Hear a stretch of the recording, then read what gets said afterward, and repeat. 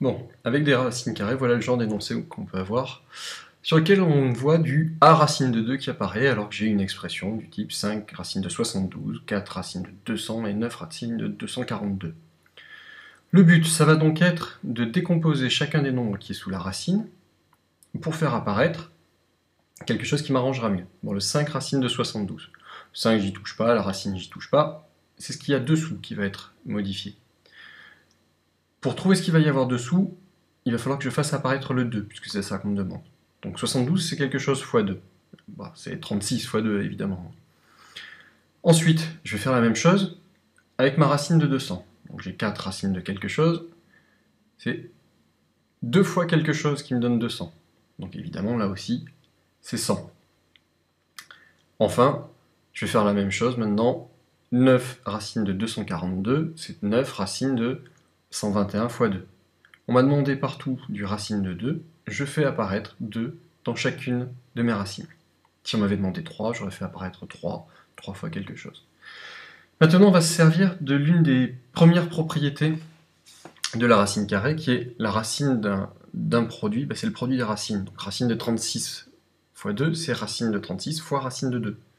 Pareil, racine de 100 x 2, c'est racine de 100 fois racine de 2. Enfin, racine de 121 x 2, c'est racine de 121 fois racine de 2. L'intérêt, c'est que là, je vois apparaître des carrés parfaits. Racine de 36, je le connais. Racine de 36, je le connais, c'est 6. Donc je vais avoir 5 fois 6, racine de 2. Pareil, racine de 100, je le connais bien aussi, puisque c'est rien d'autre que 10. Donc 4 fois 10 racine de 2. Et racine de 121, c'est 11. Donc 9 fois 11, racine de 2. Il ne reste plus qu'à effectuer les petits calculs qui sont là. Alors allons-y.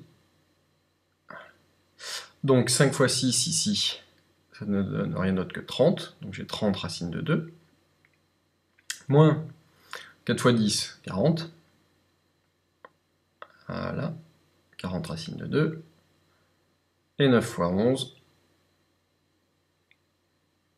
99, pardon, je dis n'importe quoi, racine de 2. On a bien une expression qui ne comporte que des racines de 2. Maintenant, il va nous falloir réduire le tout. Donc là, il va falloir juste additionner ou soustraire les coefficients. Donc j'ai 30 plus 99, ça fait 129. Et 129 moins 40, 129 moins 40, ça me fait du 89. Donc c'est 89 racine de 2.